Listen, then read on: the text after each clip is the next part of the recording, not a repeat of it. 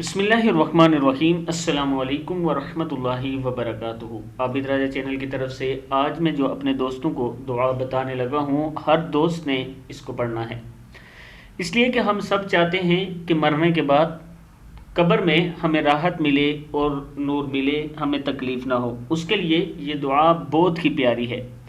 मैं अपने दोस्तों से गुजारिश करूंगा कि अगर आपने मेरे चैनल को अभी तक सब्सक्राइब नहीं किया तो ज़रूर कर लें, ताकि डेली आप तक ऐसी अच्छी अच्छी वीडियो पहुंचती रहें। तो स्टार्ट करते हैं आज का लेसन। बिस्मिल्लाहिर्रहमानिर्रहीम। कब्र में राहत और नूर की दुआ। जो शख्स ये चाहता है कि इसकी कब्र में नूर हो तो ये दुआ पढ़े। अल्लाहुम्मा जअल नूरन फ़ी क़ब्री। क्या है? अल्लाहुम्मा जअल नूरन फ़ी क़ब्री। इसका तर्जमा है, ए अल्लाह मेरी कब्र में नूर पैदा फरमा। तिरमिज़ी की हदीस है, यह वाला नंबर भी मौजूद है। अल्लाहुम्मा जअल नूरन फ़ी क़ब्री।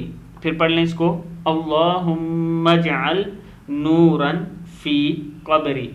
सदक़ल्लाहुल अज़ीम। इस वीडियो को आपने आगे ज़रूर शेयर करना है अपने दोस्तों के साथ। अस्सलामु अलैकुम वरहमतुल्लाहि वबरकातुहू।